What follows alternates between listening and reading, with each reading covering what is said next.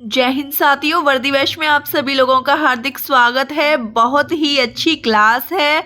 आज की क्लास को आपको देखकर मजा आ जाएगा। ठीक है, एसएससी जीडी और यूपी पुलिस कांस्टेबल वालों के लिए क्लास 13 आ चुकी है। सामान्य ज्ञान की बहुत अच्छे प्रश्न है।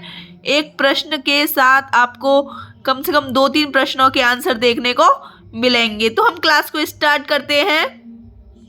भारत के पड़ोसी देश, तो अब आपको कैसे याद करने हैं? देखिए पाकिस्तान का वैसे तो मैंने आपको कल बता दिया था, लेकिन कोई नहीं, रिवीजन हो जाएगा। ठीक है, पाकिस्तान भारत के 3 राज्य कौन कौन से राज्य हैं? गुजरात, राजस्थान और पंजाब। और 2 केंद्र शासित प्रदेश जम्मू कश्मीर और लद्दाख के साथ सीमा लगाता है पाकिस्तान। समझ गए ना? पाकिस्तान की जो सबसे ज्यादा सीमा लगती है किस राज्य से लगती है? राजस्थान से लगती है। और पाकिस्तान में जो भारत और पाकिस्तान के बीच में जो खींची गई लाइन थी, रेड क्लिफ रेखा थी, ठीक है, 1947 ईस्वी में खींची गई थी। दूसरा प्रश्न है आपका अफगानिस्तान के बारे में।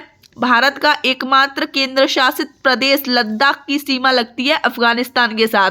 1896 में भारत और अफगानिस्तान के बीच की जो लाइन थी उसे क्या कहते थे या क्या कहते हैं? डूरंड रेखा। समझ गए ना? चीन के बारे में पढ़ लीजिए। इंडिया और चाइना के बीच की रेखा को क्या कहते हैं? मैकमोहन रेखा। पाकिस्तान और भारत के बीच चलने वाली ट्रेन कौन कौन सी हैं? नंबर 1 समझौता एक्सप्रेस, नंबर 2 थार एक्सप्रेस। ठीक है, 5वां प्रश्न है आपका, भारत और बांग्लादेश के बीच चलने वाली ट्रेन मैत्री एक्सप्रेस, बंधन एक्सप्रेस, मिताली एक्सप्रेस। ये प्रश्न अक्सर पेपर में पूछे जाते हैं कि कौन कौन सी ट्रेन भारत और पाकिस्तान के बीच में चल रही हैं, भारत और बांग्लादेश के बीच में चल रही हैं। ठीक है, भारत का कौन सा राज्य सबसे लंबी अंतर्राष्ट्रीय सीमा बनाता है? तो पश्चिम बंगाल। किसके साथ बनाता है? बांग्लादेश के साथ।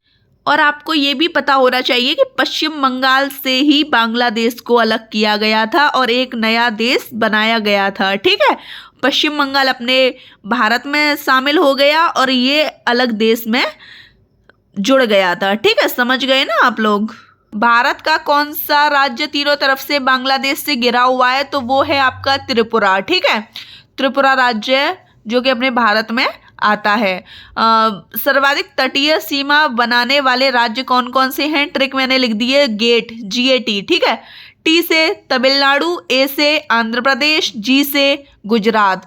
गुजरात की सबसे लंबी तटीय रेखा है। ठीक है, सबसे सर्वाधिक लिखा हुआ है 1214 किलोमीटर, 1214 किलोमीटर। समझ गए ना? सबसे कम तटीय रेखा कहाँ की है? गोवा की है, 106 किलोमीटर है।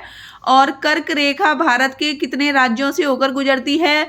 कर्क रेखा भारत के मध्य से 8 राज्यों से होकर गुजरती है। मतलब समझ गए, कर्क रेखा जो है भारत के बीच से गुजरती है। मध्य बोले तो बीच से। कौन कौन से 8 राज्य? पहले ये ट्रिक देख लीजिए, मित्र पर गमछा छार। समझ गए ना? देखो, मी से मिजोरम, त्र से त्रिपुरा, प से पश्चिम बंगाल, र से राजस्थान, ग से गुजरात, म से मध्य प्रदेश, छ से छत्तीसगढ़ और छार से झारखंड। झार से झारखंड। समझ गए ना?